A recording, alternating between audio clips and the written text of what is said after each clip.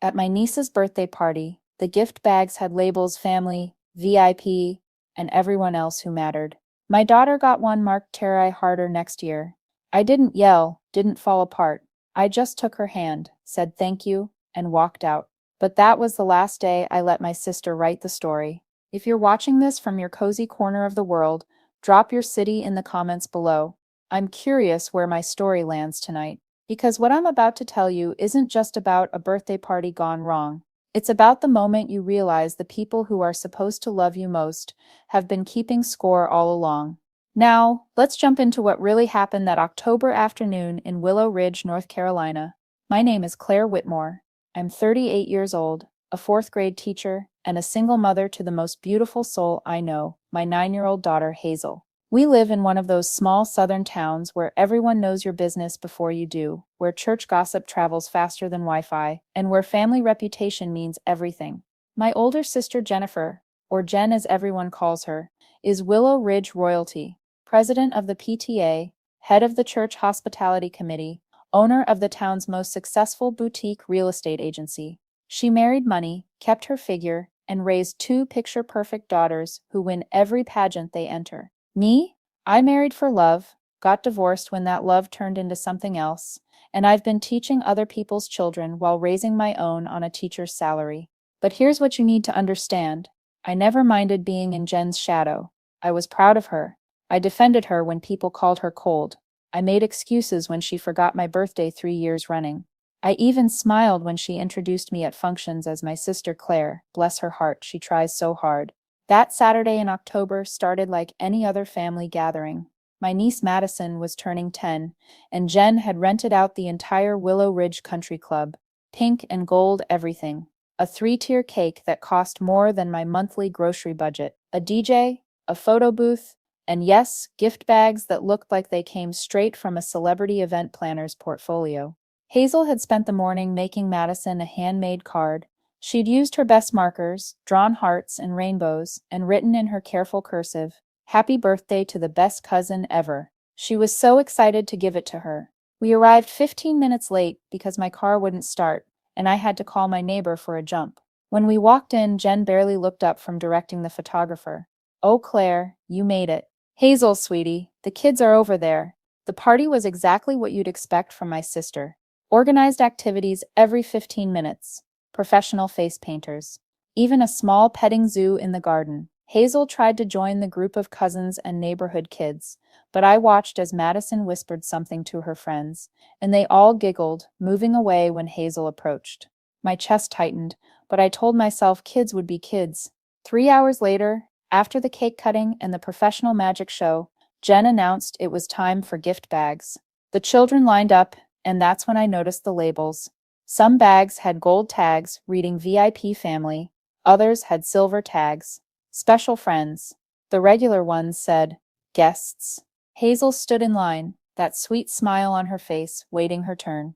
Madison was personally handing them out, her mother standing behind her like a pageant coach. When Hazel reached the front, Madison looked at her mother. Jen nodded toward a separate table. "Oh, Hazel, yours is special. It's over there." My daughter walked to the side table where a single bag sat. It was smaller than the others, plainer. She picked it up, and I saw her face change as she read the tag. Her shoulders dropped. The smile disappeared. I walked over, my heart already knowing something was wrong. Hazel held up the bag, and there it was, written in my sister's perfect handwriting on a neon pink sticky note. "Try harder next year." Inside the bag, a single fun-size candy bar and a dollar store puzzle. Every other child was pulling out gift cards, designer hair accessories, and custom water bottles with their names on them. Hazel looked up at me, her brown eyes filling with tears she was too proud to let fall. "Mom, what does this mean?" I looked across the room at my sister. She was watching us, and I swear to God, she was smiling. Not a kind smile, not an embarrassed smile. The kind of smile that says, "Finally, you get it." I took my daughter's hand.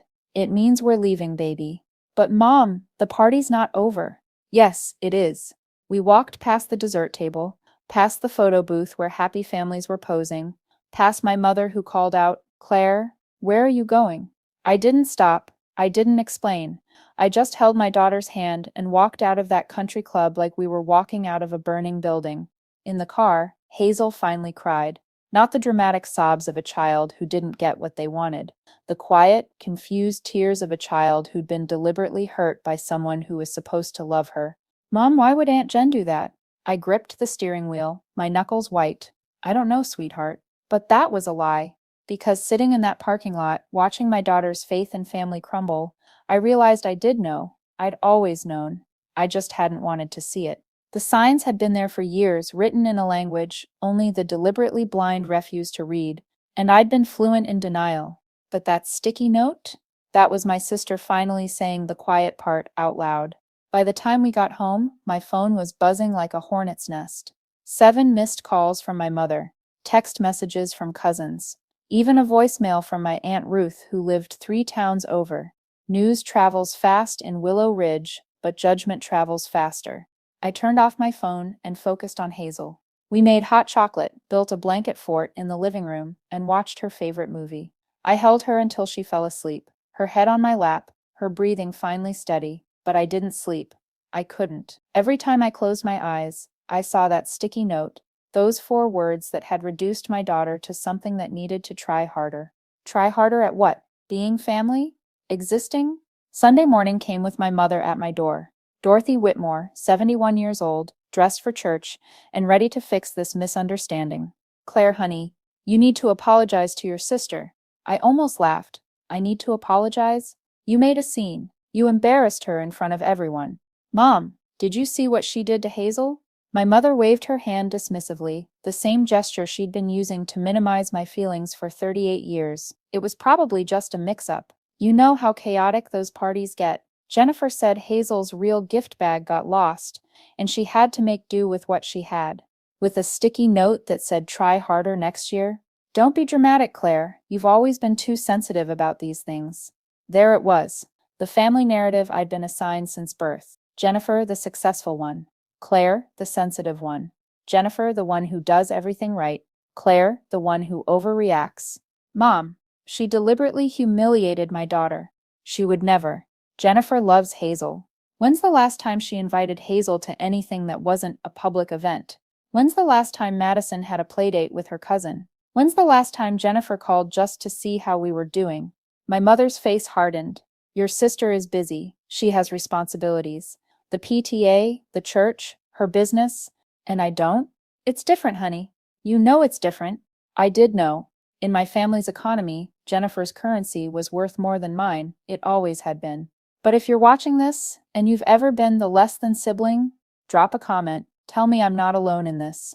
Because standing in my doorway that Sunday morning, watching my mother defend the indefensible, I felt like I was screaming underwater. My mother left with her favorite parting shot. Don't make this bigger than it needs to be, Claire. Think about Hazel. She needs her family. That afternoon, I did something I hadn't done in years. I opened my laptop and logged into Facebook.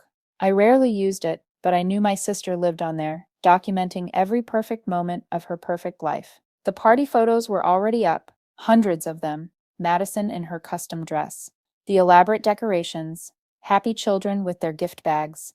And there, in photo number 47, was the moment that changed everything. It was Hazel, standing at that side table, holding the bag, reading the note. Someone had captured the exact second her face fell. And in the background, slightly out of focus but unmistakable, was my sister, watching, smiling. But what made my blood run cold wasn't the photo. It was the comments underneath. Poor thing, she looks so sad. Jen, you're such a good aunt for including everyone.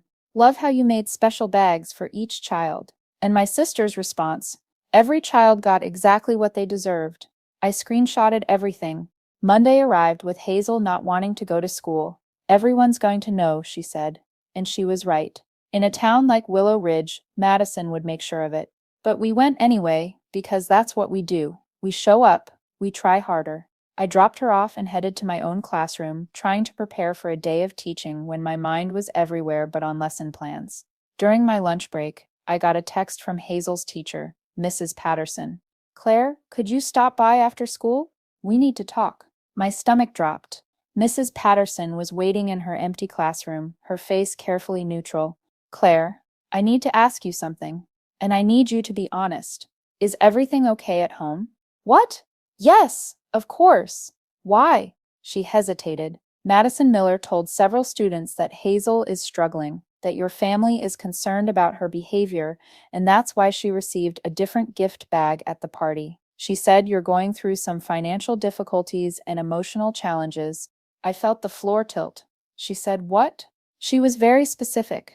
She said her mother, your sister, is trying to help, but you're too proud to accept it. Several parents have reached out to me with concerns.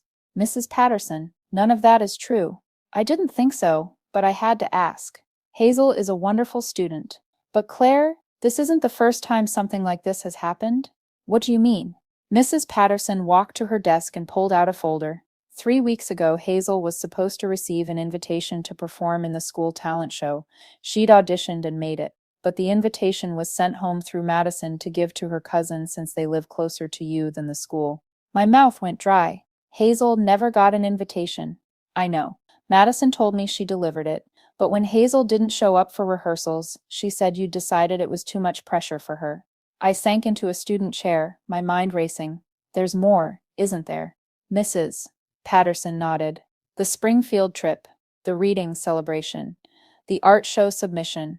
Every time something went through your sister or her daughter, Hazel somehow didn't get the information. Why didn't you call me directly? Your sister is PTA president. She assured me she was handling family communication. I didn't want to overstep. I looked at this teacher, this woman who'd been watching my daughter slowly be excluded from everything, and I saw recognition in her eyes. She knew, maybe not the details, but she knew. Mrs. Patterson, what would you do if it were your child? She was quiet for a moment. I'd document everything, and I'd stop assuming family means safety. That night, I sat with Hazel at our kitchen table, helping her with homework, when she asked me something that broke what was left of my heart. Mom, am I embarrassing? What? No, baby. Why would you ask that? Madison told everyone at lunch that Aunt Jen feels sorry for us, that we're the family charity case. She said that's why we get invited to things, because Aunt Jen is too nice to leave us out. I closed the math workbook. Look at me, Hazel. She did, those brown eyes so much like mine, but with a hope I'd lost somewhere along the way. You are not embarrassing, you are not a charity case, you are brilliant and kind and creative, and anyone who makes you feel less than that is wrong, even if they're family, especially if they're family. But why would Aunt Jen? I don't know, baby, but I'm going to find out. That night, after Hazel went to bed, I did what I should have done years ago. I opened a notebook and started writing down every incident I could remember, every casual cruelty, every forgotten invitation, every backhanded compliment, every time my sister had made me feel like I was too much and not enough all at once. By the time I finished, I had 17 pages. 17 pages of proof that this wasn't new. The sticky note wasn't the beginning. It was just the first time she'd been careless enough to leave evidence.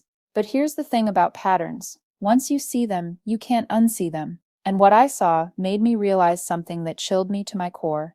My sister didn't just dislike me. She was actively trying to destroy us, and she'd been doing it for years. Tuesday morning started with an email that made everything clear. It wasn't meant for me. Jen had accidentally included me in a group message to her inner circle, the other PTA board members. The subject line read, Charity Initiative Discussion. I almost deleted it, assuming it was about some new fundraiser, but then I saw my name in the preview text. My hands shook as I opened it fully. Ladies, as discussed in our last meeting, I wanted to update you on the Claire situation. As you know, my sister has been struggling since her divorce, and it's affecting her daughter. I've been trying to provide gentle guidance about appropriate social behavior and gift-giving etiquette, but she's resistant to help. The incident at Madison's party, which I'm sure you've all heard about, was unfortunate, but perhaps necessary for her to understand that there are standards in our community. I've attached the documentation I've been keeping about their situation for the scholarship fund discussion. Please review before Thursday's meeting. Remember, this is strictly confidential and comes from a place of love and concern. Also, regarding the Harvest Festival committee positions, I think it's best if Claire isn't given any responsibility this year. We need reliable people, and with her current emotional state, I clicked on the attachment. It was a file titled C. Whitmore Assistance Documentation. Inside were photos, dozens of them, pictures of my car with its dented bumper, photos of Hazel in handmade Halloween costumes, while other kids wore store-bought ones, screenshots of my teaching salary from public records, pictures of our small rental house, even a photo of me at the grocery store, checking my phone while looking at prices, with a caption, "Food Insecurity Indicators." But the worst part was the narrative she'd written. Subject shows signs of financial distress and potential neglect. Child often appears at family functions in ill-fitting or outdated clothing. Mother exhibits signs of depression and social withdrawal. Recommend monitoring for potential intervention. Family assistance may be required, but subject is too proud to accept help. Suggested approach: gradual social pressure to encourage acceptance of community support or relocation to more affordable area. Relocation. My sister was trying to run us out of town. I forwarded everything to my personal email, then called in sick to work. I couldn't face a classroom of children when I could barely breathe.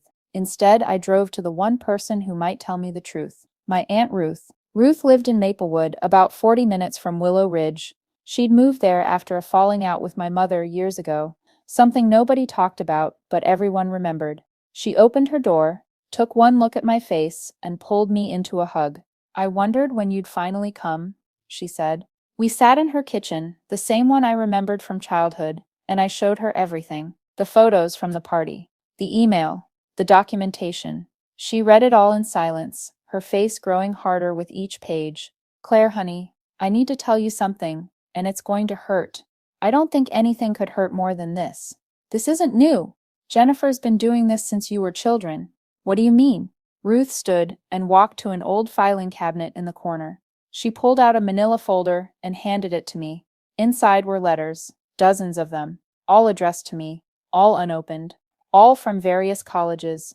"These came to your mother's house when you were 17. Jennifer was 19, already in college. You were waiting to hear back from schools, remember? And then suddenly, nothing came, and your mother convinced you that you must have been rejected everywhere except the community college." I stared at the letters. Yale, Brown, Duke. Full scholarship offers to 3 of them. "She hid these? She convinced your mother that you weren't ready for that kind of pressure, that you'd be happier staying close to home. Your mother went along with it because Jennifer was already the golden child, and having both daughters gone would have been too much for her. But these are federal crimes. Tampering with mail. Your mother was on the lease. The mail was technically hers to distribute. Jennifer was just helping." I opened one of the letters with trembling hands, a full ride to Duke, for creative writing, because apparently 17-year-old me had submitted a portfolio that had impressed them. A portfolio I didn't even remember creating. "There's more," Ruth said quietly. "Do you remember Tom Morrison?" "Tom?" "The boy I dated in high school. The one who disappeared senior year without explanation. Jennifer told him you were seeing someone else, showed him photoshopped pictures of you with another boy. Convinced him you were just using him for prom." "Why? Why would she do this?" Ruth sat back down, her weathered hands folding around her coffee mug. "Because you were everything she couldn't be. You were naturally warm. People loved you without you having to work for it. You were creative, spontaneous, genuinely kind. Jennifer had to calculate every move, practice every smile. She could never just be. So she decided if she couldn't be you, she'd make sure you never got to be you either." I thought about all the years I'd spent wondering why I wasn't enough, why I couldn't seem to succeed like my sister, why every opportunity seemed to slip through my fingers. But our mother chose her favorite, and once she chose, she had to keep choosing, because admitting she was wrong would mean admitting she'd sacrificed one daughter for the other. If you've ever discovered that your entire life was built on someone else's lies, tell me in the comments. Because sitting in my aunt's kitchen, holding proof of the life I could have had, I felt like I was dissolving. Ruth let me cry. Then she said something that changed everything. "You can't change the past, Claire, but Hazel still has a future. Don't let Jennifer steal that too." I drove home with a plan forming, but first I needed more proof, current proof. Something that would expose not just what she'd done to me, but what she was actively doing to my daughter. That evening, I created a fake Facebook account and joined the Willow Ridge community group. What I found there made me sick. In the past month alone, there were 7 posts about concerning situations involving me and Hazel, all started by accounts that trace back to Jennifer's friends. Subtle things, worried observations, gentle suggestions that maybe someone should check on poor Claire. She was building a case, a public narrative that I was unstable, that Hazel was at risk, that someone needed to intervene. I screenshotted everything. Wednesday brought the confrontation I'd been avoiding.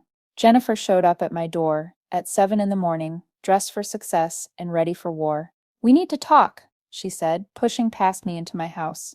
"Yes, we do." She looked around my living room with that practiced look of concern. "Claire, I'm worried about you. This behavior at Madison's party, it's not like you." "You're right. Walking away from abuse isn't like me. I usually just take it." Her face shifted just for a second before the mask slipped back on. "I don't know what you're talking about. If this is about the gift bag mix-up..." "Stop. Just stop. I saw the email, Jen, the one you sent to the PTA board. I saw the file you've been keeping on us." For the first time in my life, I saw my sister genuinely surprised, but she recovered quickly. "That's private correspondence." "How dare you? You sent it to me by accident, but I'm glad you did, because now I know exactly what you are." She stood, smoothing her skirt. "What I am is successful. What I am is respected. What I am is everything you're not." There it was. The truth. Finally. "You're right," I said. "You are successful. You are respected. But you know what else you are? You're terrified." "Of you," she laughed. "Please. Not of me. Of Hazel. Because she has something Madison doesn't. Something you can't buy or fake or steal." "And what's that?" "She's genuinely happy. Even with our small life, our small house, our homemade costumes and second-hand clothes. She's happy.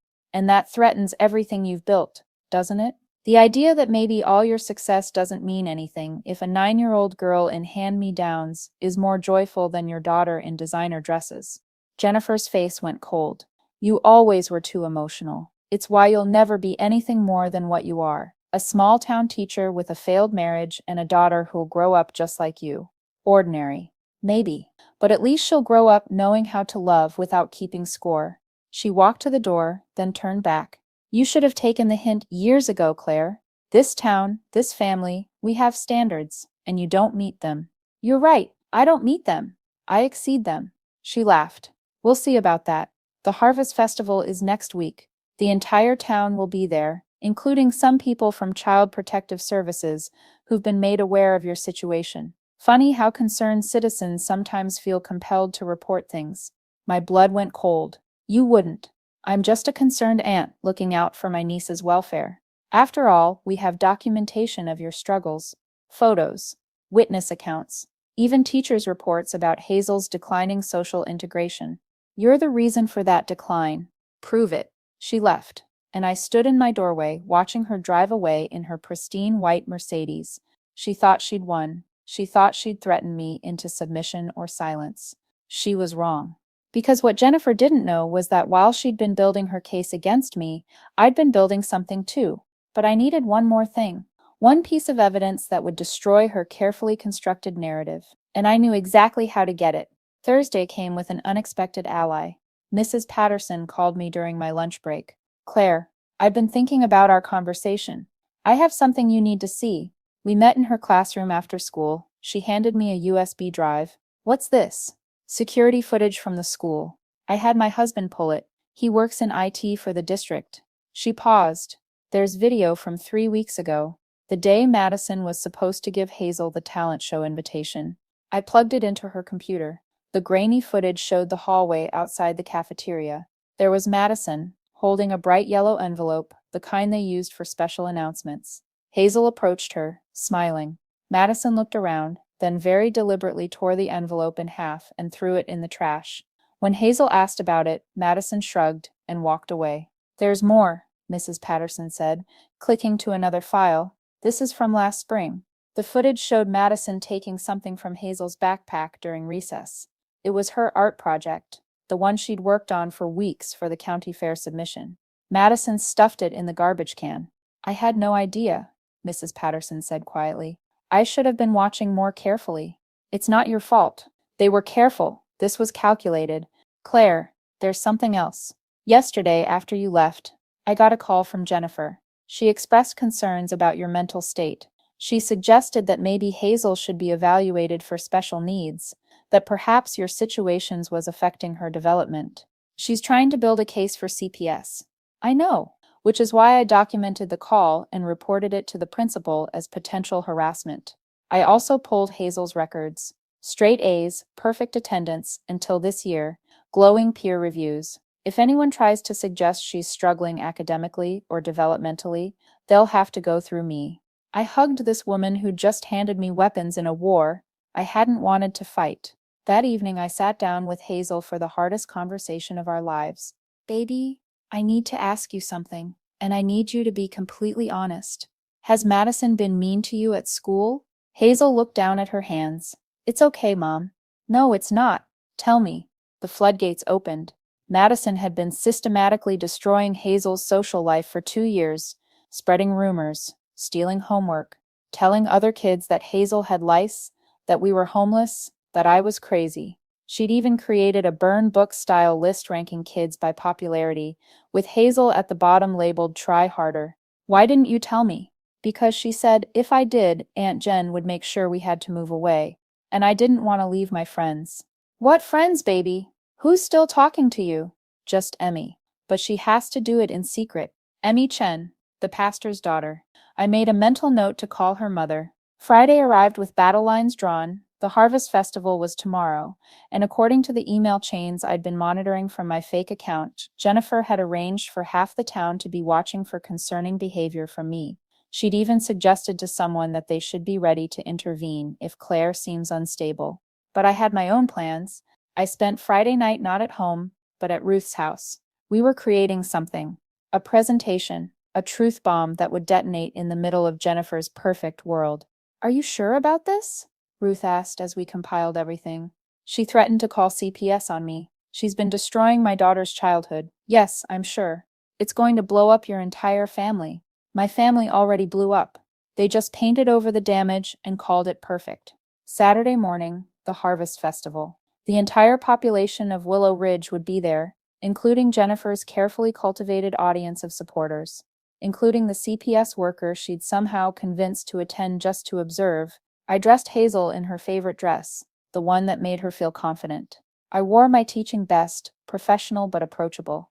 We looked like exactly what we were, a mother and daughter who belonged in this community. The festival was in full swing when we arrived. Pumpkin patches, apple cider, a band playing bluegrass, and there, holding court near the main stage, was Jennifer, surrounded by her PTA crew and what looked like half the church board. She saw us and smiled. That practiced, pitying smile that said, "Look at my poor sister trying so hard." Hazel squeezed my hand. "Mom, I'm scared." "Me too, baby. But we're not going to be scared alone." That's when I saw them. Mrs. Patterson was there with her husband, 3 other teachers from school, Emmy Chen's mother, even the owner of the local coffee shop where I bought my morning coffee every day for 5 years. They all nodded at me. I'd sent them the evidence. All of it. And they'd come. The festival continued around us, but I could feel the undercurrent. People watching, waiting. Jennifer had set her stage, but she didn't know I'd rewritten the script. The moment came during the community appreciation ceremony. Jennifer, as PTA president, was at the microphone talking about the importance of supporting families in need, about how some people in our community were struggling and needed our compassion. She looked directly at me when she said it. That's when Ruth stepped up to the mic. "I'd like to add something," she said. Jennifer's smile faltered. Ruth wasn't supposed to be there. She'd been effectively exiled from Willow Ridge events for years. "I want to talk about family," Ruth continued, "and what happens when family becomes a weapon." She clicked a button, and the large screen behind the stage, usually reserved for festival announcements, came to life. It was the security footage. Madison destroying Hazel's invitation. Madison throwing away her art project. Madison creating that cruel ranking list. The crowd murmured. Jennifer grabbed for the microphone, but Ruth stepped aside, still talking. "This is what bullying looks like. This is what happens when children learn cruelty at home." The screen changed. Now it showed the screenshots. The email about getting us to relocate. The file documenting our poverty. The messages in the community group spreading rumors. Jennifer's face had gone white. This is taken out of context. But Ruth wasn't done. The screen changed again. This time, it was a video I hadn't expected. Ruth had been recording on her phone at Madison's party. She'd captured the moment with the gift bag, the sticky note, Jennifer's smile. But more importantly, she'd captured what happened before that. Jennifer, instructing Madison, give her the special one, the one we discussed. It's time she learned her place. Madison, hesitating. But Mom, that's mean. Jennifer, it's not mean. It's honest. Some people need to try harder. Your cousin needs to understand she's not at your level. The crowd was dead silent now.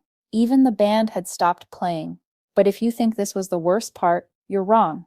Because that's when Mrs. Chen, Emmy's mother, stepped forward. I have something to add, she said, her voice carrying across the festival grounds. 3 months ago, Jennifer Miller approached me about having Emmy distance herself from Hazel. She said it would be best for everyone if her daughter didn't have influences that might hold her back. When I refused, she tried to have me removed from the church hospitality committee. One by one, people started speaking up. The coffee shop owner talked about Jennifer trying to get her to refuse service to me, claiming I couldn't afford it anyway. A neighbor revealed that Jennifer had offered to buy our rental house just to evict us.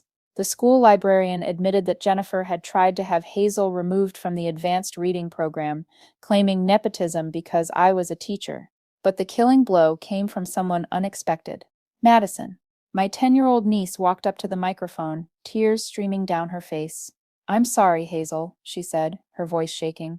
My mom made me do those things. She said if I didn't, I was betraying our family. She said Aunt Claire and Hazel were trying to make us look bad by being poor. But I don't care if you're poor, you're nice. And you make better cookies than we do. Jennifer lunged for her daughter, but her husband, quiet Robert, who never said anything at these events, held her back. That's enough, Jen, he said, his voice carrying in a way I'd never heard before. It's done. The CPS worker Jennifer had invited? She was taking notes, but not about me. She was watching Jennifer, who was now screaming about lies and jealousy and how we were all against her. I walked up to my sister Hazel beside me. You were right about one thing, I said, my voice steady. I do need to try harder. I need to try harder to protect my daughter from people who would hurt her, even if they're family, especially if they're family. Jennifer looked at me with pure hatred. You've ruined everything. No, Jen, you ruined everything. I just showed everyone what you'd already broken. Security arrived then, probably called by someone worried about the screaming. Jennifer was escorted away, still ranting about how ungrateful everyone was, how much she'd done for this town, how we'd all regret this. But here's the thing about small towns. They have long memories, and what they'd just witnessed, that would be remembered forever. The week after the Harvest Festival was surreal. Jennifer's carefully built empire crumbled in real time. She was asked to step down from the PTA presidency. The church hospitality committee quietly suggested she take a sabbatical. Her real estate business, built on social connections and reputation, saw 3 major clients pull their listings. But she didn't go quietly. Monday morning, I woke up to find my car tires slashed.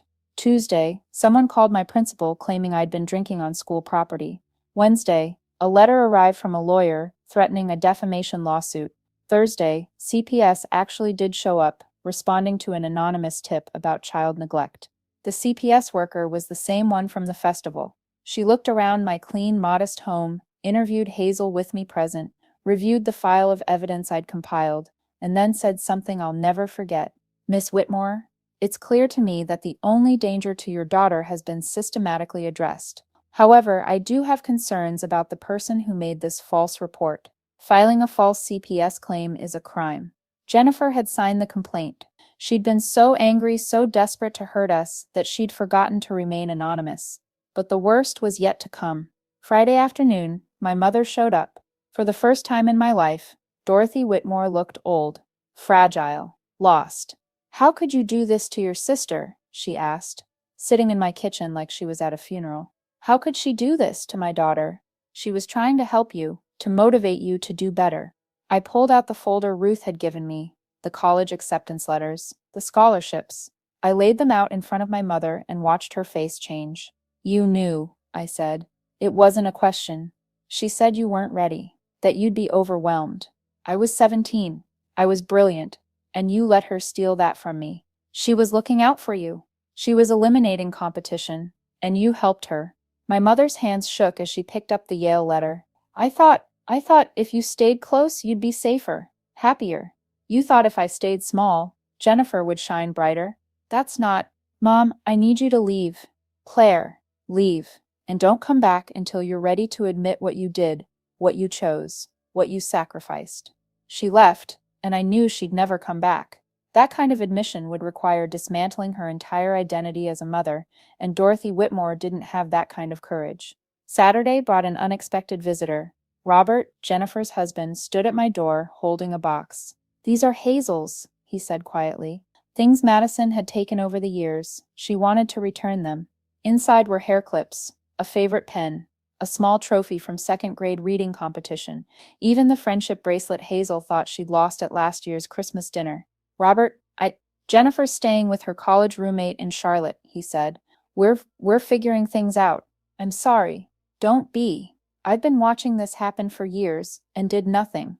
I told myself it wasn't my place to interfere with sister stuff, but when it touched Madison, when I saw what it was turning her into, he paused.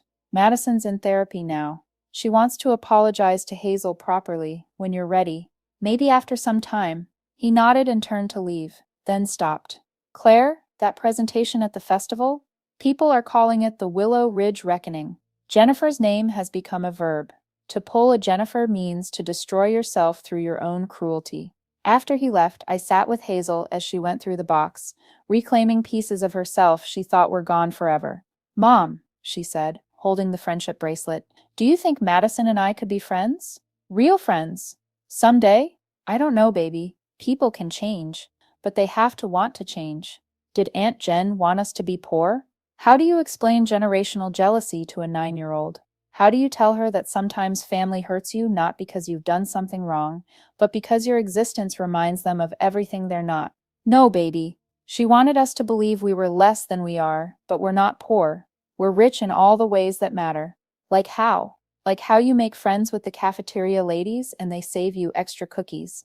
Like how you read stories to the kindergartners during recess.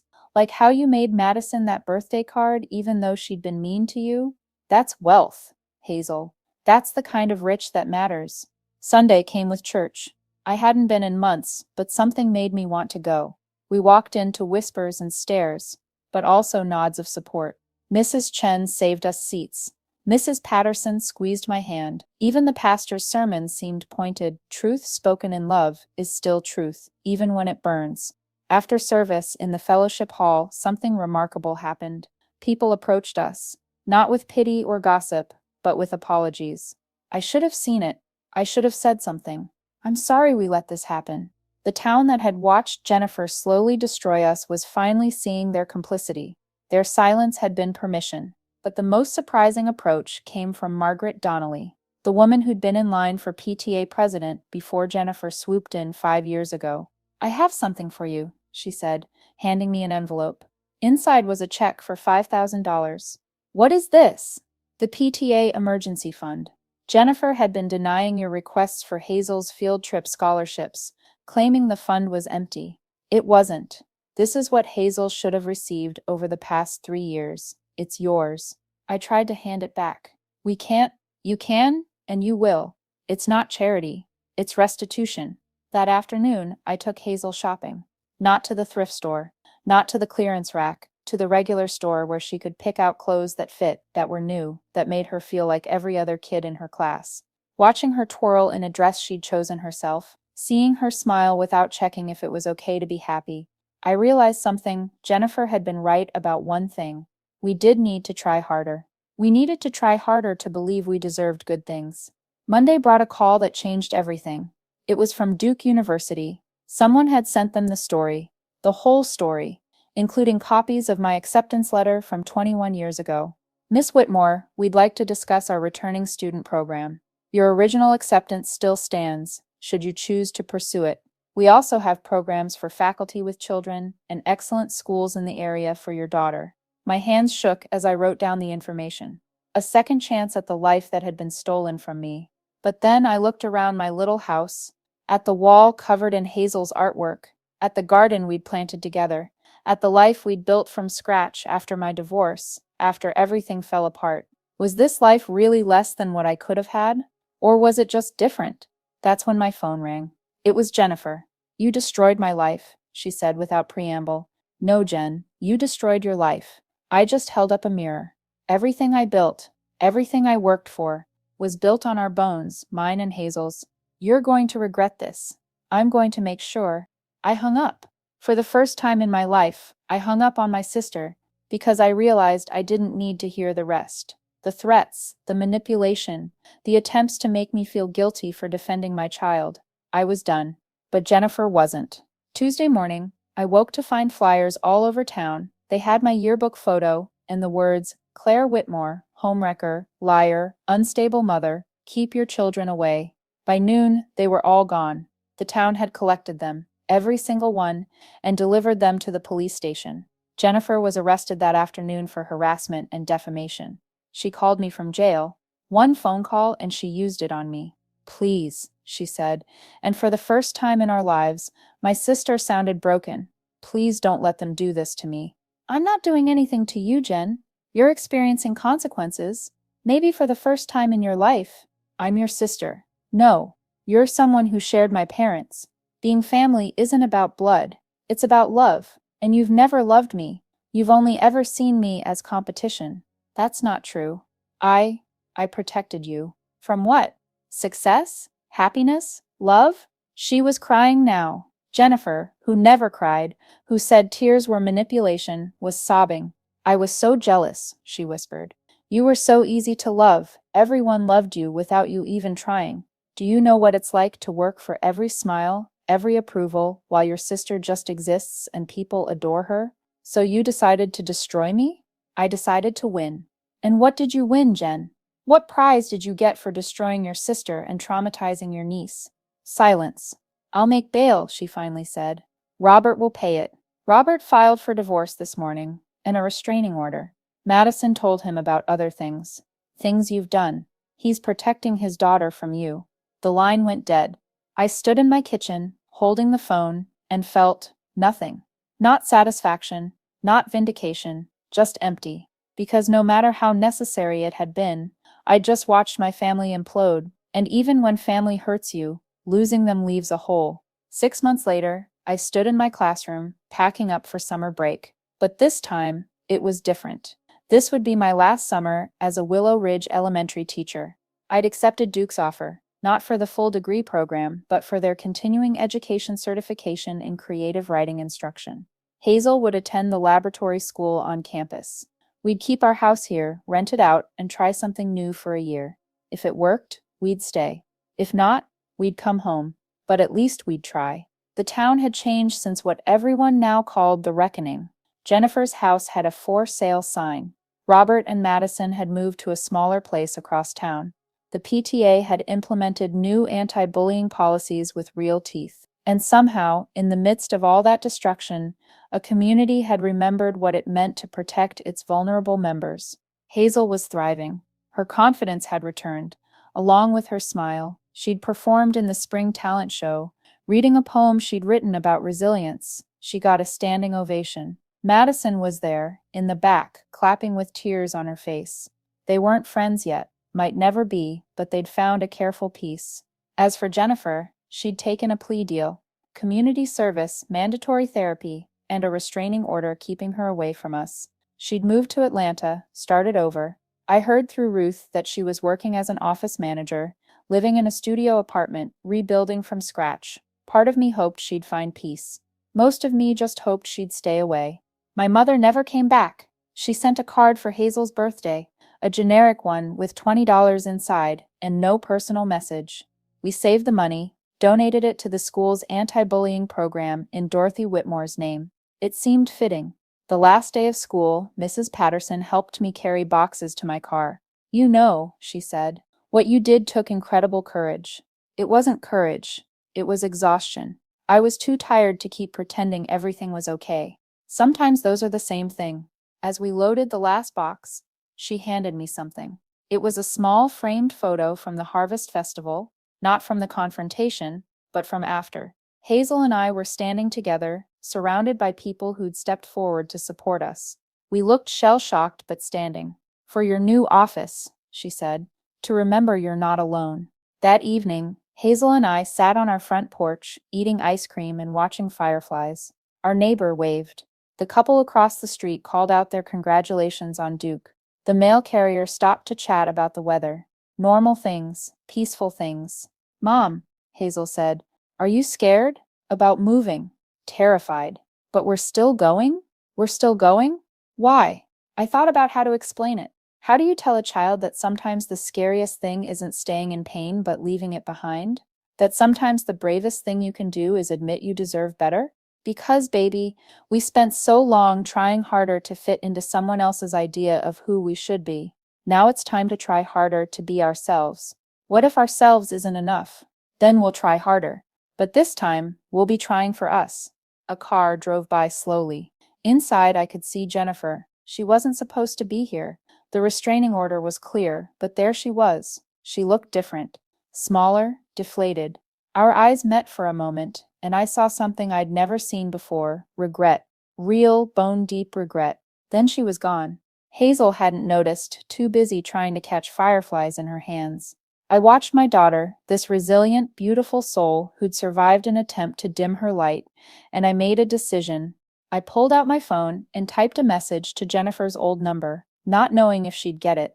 I forgive you. Not for you, but for me. For Hazel. We're leaving for Duke in August. Please don't contact us. Let us heal. Let yourself heal. Maybe someday, when the wounds aren't so fresh, we can find a way forward. But not now. Not yet. Try harder, Jen. Try harder to be the person Madison needs you to be. I hit send before I could change my mind. 3 dots appeared, showing she was typing. Then they disappeared, then appeared again. Finally, a single word, okay. And that was it. The end of one story and the beginning of another. If you're watching this and you've ever had to choose between family loyalty and self-preservation, drop a comment, tell me your story. Because here's what I learned. Family isn't the people who share your blood. It's the people who see your worth when others try to convince you you're worthless. The next morning, a package arrived with no return address.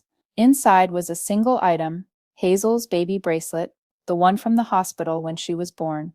The one I thought I'd lost in the divorce chaos. The one Jennifer had somehow kept all these years. There was a note. She was perfect from day one. I was too broken to see it. I see it now. I put the bracelet in Hazel's memory box, along with the photo from Mrs. Patterson, the letter from Duke, and yes, even that sticky note from the party. Because sometimes you need to remember the darkness to appreciate the light. 2 weeks before we left for Duke, the town threw us a going-away party. Not a big one, not fancy, just a potluck in the park. Margaret Donnelly made her famous potato salad. Mrs. Chen brought Korean BBQ. Even Robert and Madison came, bringing a handmade card that said, "New adventures await." Standing there, surrounded by people who'd witnessed our lowest moment and chosen to lift us up instead of looking away, I realized something. Jennifer had been wrong about everything, but especially about this. We hadn't needed to try harder. We'd needed to try different. As I write this, sitting in my new apartment in Durham, watching Hazel make friends at her new school, I think about that sticky note. Try harder next year. It was meant to wound, to diminish, to destroy. Instead, it freed us. Because sometimes the cruelest words become the catalyst for the greatest change. Sometimes the person who tries to bury you doesn't realize they're planting seeds. And sometimes, just sometimes, trying harder means letting go. This morning, Hazel asked if she could write Madison a letter. I said yes. She spent an hour on it, careful cursive on her best stationery. She wouldn't let me read it, but she did tell me the last line. I hope you're trying harder too. Not for your mom, for you. My daughter, who could have chosen bitterness, chose grace. And that's worth more than all the gift bags in the world. If you made it this far in my story, thank you for listening. Thank you for witnessing. And if you're in a situation where someone is making you feel like you need to try harder to deserve basic human kindness, please hear me. You don't. You are enough, exactly as you are, exactly where you are. And anyone who tells you different, well, bless their heart. They're the ones who need to try harder, not to be perfect, not to be successful, but to be human.